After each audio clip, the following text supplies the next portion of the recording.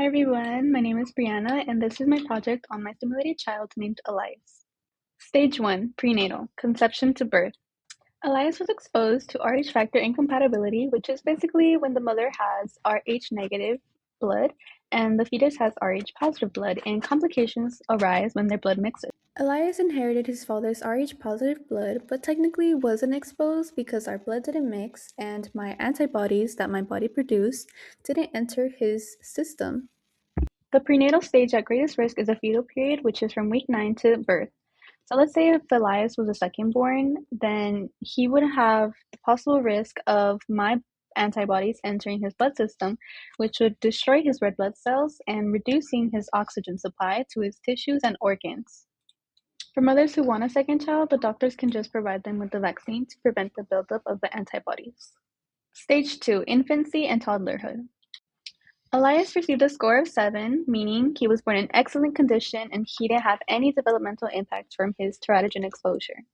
Piaget's concept of adaptation consists of assimilation and accommodation to process and store information in our brain to navigate and understand different environments such as a home, at school, at a park, at a store, etc.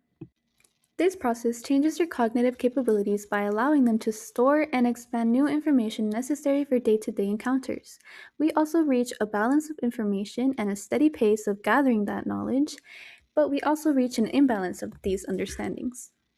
To further understand assimilation and accommodation, here is an example where Elias was 2 years old and he assimilated that all cups with a straw and handle have warm milk because his red sippy cup usually has warm milk.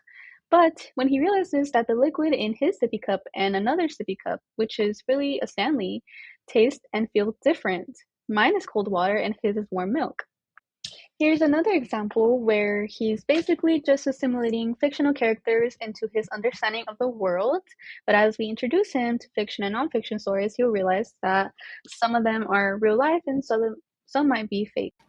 Here, I created an illustration to visualize Elias's thought process where he is actively gaining a new understanding that a cup can hold different liquids. Even his red sippy cup can hold water or it can hold juice.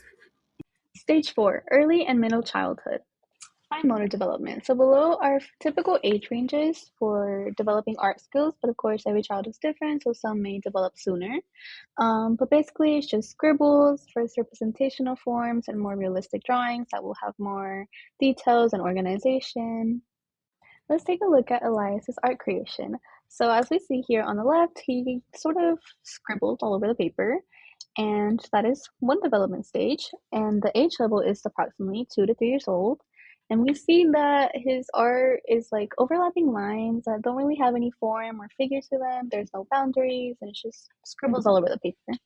His next milestone will be first representational forms, where scribbles will take more shape and represent more objects, and there will also be more boundaries, etc. Stage 5, education and cognitive development. Here are a few learning philosophies that have changed and evolved over time, and they really just depend on the teachers and the parents and the goals that they want their students to attain. Each philosophy has its own guidelines, structure, and again, it just depends on the goals for the student, but each have their pros and cons.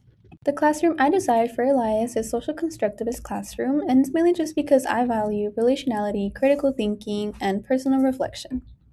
Stage 6, adolescence to adulthood. Erickson's theory is basically how our personalities have a sort of domino effect on our social and cognitive development, where our identity is shaping how we feel, the way we think, and the way we act in different situations.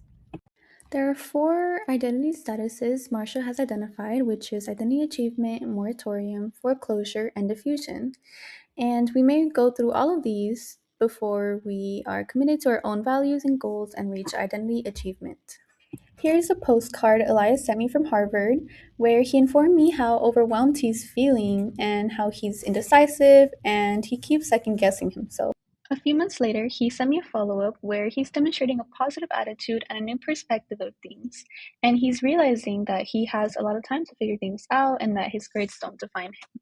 Here are a few fun facts when Elias was hitting puberty and where he was exploring and trying new things, such as joining the soccer team. Here are a few more fun facts, but my personal favorite is how he has started to embrace his ethnicity. Finally, here is his report card, his school picture, his favorite stuffed animal, and his imaginary friend.